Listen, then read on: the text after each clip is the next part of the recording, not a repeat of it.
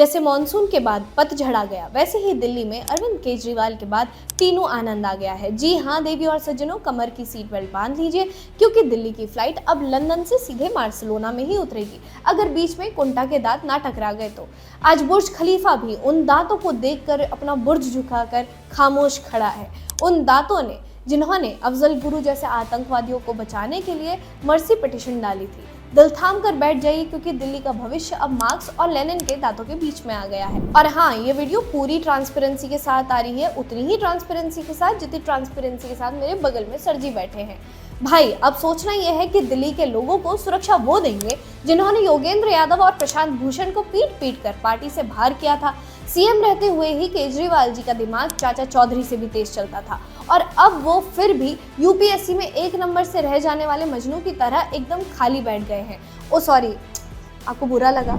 On a lighter note, आज मैं ऊपर आसमान नीचे, मैं ईडी के आगे लंदन दिल्ली के पीछे बनाने वाले केजरीवाल जी की सुनीता भी खामोश है, क्योंकि अब केजरीवाल का शरीर जेल से बाहर आ गया है और लोगों को आंखें बंद करके उन्हें महसूस करने की भी जरूरत नहीं है। वैसे सर जी अगर 4 दिन पहले जेल से बाहर आते तो क्या पता बांग्लादेश का प्रधानमंत्री उन्हें ही बना दिया जाता, लेकिन होनी को कुछ और ही मंजूर था। सेपरेट खालिस्तान का लीडर बनने का सपना देखने वाले केजरीवाल जी के मन में कुछ तो चल रहा होगा।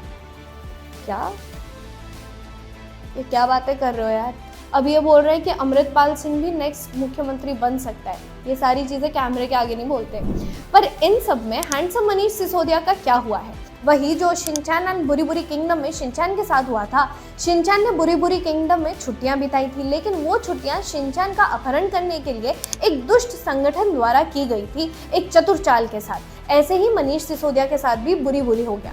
आप कहेंगे कि ये क्या नौटंकी चल रही है? कभी पेचकस बाबू यानी कि सौरभ भारद्वाज अरविंद केजरीवाल की तुलना भगवान राम से कर देते हैं, कभी ये भगत सिंह बन रहे हैं, कभी आपस में ही एक दूसरे को भगवान राम डिक्लेयर कर देते हैं। मतलब कुछ साल पहले तक तो आप हनुमान जी को आतंकवादी के रूप में साबित करना चाहते थे। जिस केजरीवाल ने स्वास्तिक के पीछे झाड़ू दौड़ाते हुए दिखाया था, ये इस केजरीवाल की तुलना भगवान राम से कर रहे हैं। तो भाई बुरी बुरी तो होना ही था ना, अब इससे बुरा और क्या होगा? अब आप मेरे बगल में आज बैठे ही हो तो कुछ सवाल मुझे भी आपसे पूछ लेने चाहिए कि क्या भगवान राम ने कभी बच्चों की झूठी कसम खाई? क्या भगवान राम ने कभी अपनी पत्नी को मुख्यमंत्री बनाने के पद के लिए इस्तीफा देने की नौटंकी की? क्या भगवान राम ने कांग्रेस के खिलाफ ही 300 पन्नों के सबूत की बात करके दिल्ली में सरकार बनाई और फिर बाद में उसी कांग्रेस के साथ हाथ मिलाने का काम किया? क्या भगवान राम ने अपने पीए से अपने ही किसी राज्यसभा सांसद को पिटवाया? और क्या भगवान राम का नाम कभी शराब घोटाले में आया? क्या भगवान राम ने मीडिया को पैसा खिला खिलाकर अपने आप को दिल्ली का बॉस बताया? या फिर भगवान राम को फोर्ड फाउंडेशन ने दिल्ली में प्लान किया था? हो गई बत्ती गुल, अब करते हैं मीटर चालू। अब मैं तुलना तो नहीं कर रही हूँ, लेकिन असल में आपको तो सर जी को देखकर अगर किसी का चेहरा याद आना चाहिए तो वो हार की जीत कहानी के डाकू खड़क सिंह है, जिसने बाबा भारती का घोड़ा छल कपट से चुराया और बाद में बाबा भारती ने उससे कहा कि ये बात किसी को मत बताना, लोगों का इंसानियत से विश्वास उठ जाएगा। इस कहानी में डाकू खड़क सिंह कौन है वो तो हम नहीं कह सकते, क्योंकि भाई पंजाब पुलिस का भी खतरा रहता है, लेकिन वो घोड़ा दिल्ली की ही जनता है, जिसने जंतर मंतर में इकट्ठा होकर एक ऐसे आदमी पर ट्रस्ट किया जो नई वाली राजनीति करने आया था और बदले में या तो रोज की नौटंकी लोगों को दे रहा था या फिर पीआर कैंपेन चलाने में मस्त था। अब वो तो भला हो कि आपने जो वो मूवी रिव्यू है वो देने बंद कर दिए, क्योंकि भाई जो फोकस था वो शराब वाले ठेके पर भी तो करना था, जिसके चक्कर में आप दिन दहाड़ी तिहाड़ी बन गए। माफ कीजिएगा। टाइम के साथ साथ आम आदमी पार्टी की बुद्धि का भी हरण हो गया, उसी तरह जैसे हनुमान जी के एक ही मुक्के में कालनेमी के प्राणों का हरण हो गया था।